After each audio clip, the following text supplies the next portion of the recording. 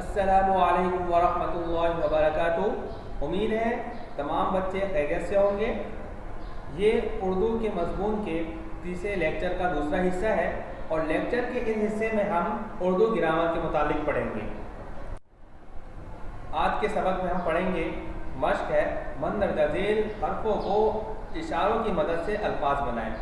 یہ ٹوٹے حروف لکھے ہوئے ہیں، میم سین ہا دال رے، اور یہ حروف بھی آگے پیچھے کر کے لکھے ہیں۔ ابھی آگے اشارے دیے گئے ہیں۔ ایسی جگہ جہاں بچوں کو تعلیم دی جاتی ہے، تو کہاں تعلیم دی جاتی ہے؟ اسکول میں میم نہیں آتا تو ہم نے چھوڑ دیا، اور اس کے علاوہ کہاں؟ مسجد میں جیم آتا ہے، اس میں جیم نہیں ہے۔ مدرسہ، مدرسہ ہم نے دیکھا یہ بن رہا ہے، مدرسہ میم سین دال رے ہے تو بن رہا ہے۔ دوسرا ہے بے رے تے جیم ہے۔ اشارے میں لکھا ہے کسی کام کو بار بار کرنے سے حاصل ہوتا ہے۔ کسی کام کو بار بار حاصل کرنے سے کیا ہوتا ہے؟ کامیابی نہیں، ناکامی نہیں، سبق نہیں، تجربہ تو ہم نے دیکھا تجربہ لکھا ہوا ہے تا جیم وا با ہا تو ہو گیا۔ تیسرے میں واو الف بے خے۔ انسان سوتے وقت دیکھتا ہے، انسان سوتے وقت کیا دیکھتا ہے؟ آنکھیں تو بند ہوتی ہیں، سوتے وقت دیکھتا ہے خواب، تو ہم نے دیکھا یہ تو خواب بن رہا ہے، خا الف واو خا واو الف بے خواب۔ پھر یہ واو شین خا یا، اچھی خبر سن کر ہوتی ہے۔ اچھی خبر سن کر کیا ہوتی ہے؟ ہمیں خوشی، تو یہ خوشی بن رہا ہے، خا واو شین یا، ٹھیک ہے۔ پھر اس کے بعد آخری فے الف لام وا الف، اس سے لکھا ان سے جملے بنتے ہیں، حروف سے نہیں، حروف تو نہیں بن رہا۔ اچھا، الفاظ سے، الف لام فے الف زوئیں، الفاظ سے جملے بنتے ہیں۔ یہ کام آپ نے اپنی کاپی میں کرنا ہے، ٹھیک ہے۔ اسی طرح جو کام آپ کو دیا جائے، جو پڑھایا جاتا ہے، وہ تمام کام آپ نے کاپی میں کرنا ہوتا ہے۔ اس کے بعد آئے واو معدولہ۔ فارسی کے چند الفاظ ایسے ہیں جن میں واو لکھا تو جاتا ہے مگر پڑھا نہیں جاتا، جیسے خوش، خود، اسے واو معدولہ کہتے ہیں۔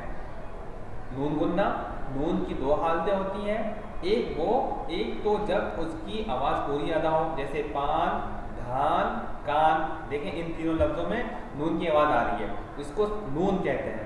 دوسرے، جب آواز پورے طور پر ادا نہ ہو بلکہ ناک سے گنگنی سی آواز نکلے، ایسی حالت میں اسے نون گننا کہتے ہیں، جیسے سما، کنواں، دیکھیں نون ہوتا تو سمان ہو جاتا، کوان ہوتا، لیکن ہم کیا کر رہے ہیں؟ نون گننا کر رہے ہیں، تو کنواں ہے۔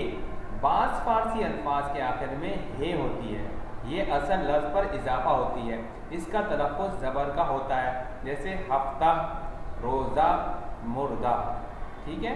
یہ تینوں چیزیں سمجھ میں آئی، واو معدولہ، نون گننا اور ہے، یہ تینوں باتیں اس صفحے میں بتائی گئی۔ یہ کام بھی آپ اپنی کاپی میں کریں گے۔ اس کے بعد آتے ہیں جملے کی طرف۔ الگ بامعنی الفاظ کو ایک خاص ترتیب سے ملایا جائے جس سے بات مکمل طور پر سمجھ میں آ جائے، اسے جملہ کہتے ہیں۔ مندرجہ ذیل میں کالم الف میں بامعنی الفاظ ہیں مگر ترتیب سے نہیں ہیں، جبکہ کالم بے میں بامعنی الفاظ کو اس ترتیب سے ملایا ہے جس سے بات مکمل سمجھ میں آ جائے، تو یہ جملہ بن گیا۔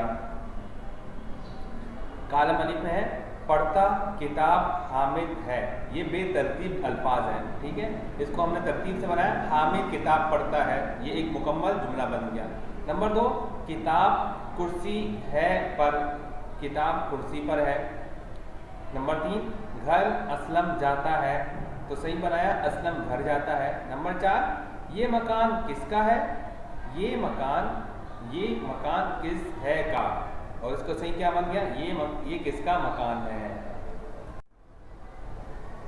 اب آتے ہیں اگلی مشق کی طرف۔ مندرجہ ذیل الفاظ کو ترتیب دے کر جملوں کی صورت میں لکھیے۔ الفاظ: استاد سبق لڑکوں پڑھاتا کو ہے۔